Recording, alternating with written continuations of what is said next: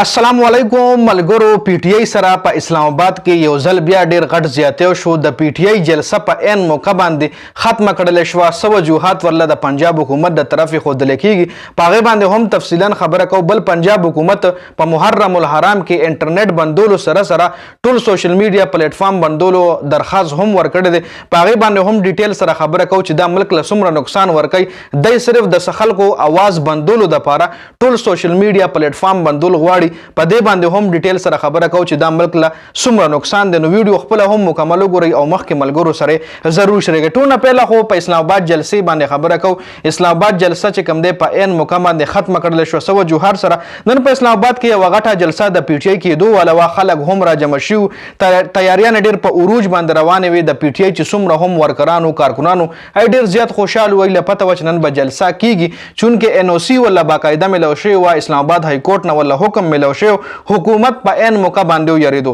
د پنجاب حکومت په ان موقع باندې یریدو. جلسه شروع کېدو نه مخکې د جلسې ان او سی چې کومه وا هغه کینسل کړه چونکه جلسه کې لک ټایم وو.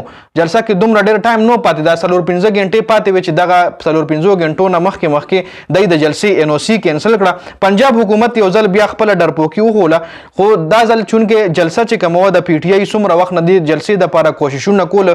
کله یو عدالت ته کله بل عدالت ته کله یو ځای درخواست کله بل ځای درخواست کله ډي سي اجازه نه ورکوي کله انتظامیه اجازه نه ورکوي کله عدالت اجازه نه ورکوي. دا ځل اسلام آباد های کورټ اجازه ورکو. اسلام آباد های کورټ باقاعده کمشنر لا حکم وکړو چې د ان او سی ورکا. نو بیا ان او سی ملو شو خو هغه ان او سی چې کم دی په ان موقع باندې کینسل کړل شو.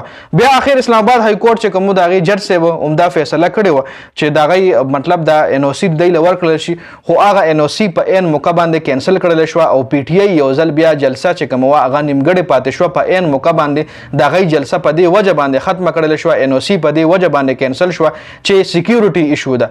سکیورټي ایشو په وجه باندې د پی ټی آی جلسه یو ځل بیا کینسل. د پی ټی آی د جلسې ان او سی یو ځل بیا کینسل جی. بل پنجاب حکومت د محرم الحرام دوران د انټرنیټ بندولو د لپاره وزارت داخله ته درخواست ورکړه چې محرم الحرام دوران پنځیر وځو ته به موږ سوشل میډیا او انټرنیټ بند ساتو. صرف انټرنیټ نه بلکې څومره هم سوشل میډیا پلیټ فارم دي دا به موږ بند ساتو جی. یو طرف لا کوګورو د پاکستان چې څومره هم ویلاګرز دي کانټینټ کریټرز دي څومره هم انفلوئنسرز دي ایدا ګیله کوي چې پاکستان ته د فیسبوک مونټایزیشن ناراضي. پاکستان سره یوټیوب ولا زیاتې کوي. پاکستان سره ټوئیټر ولا زیاتې کوي. پاکستان ته امیزون ناراضي.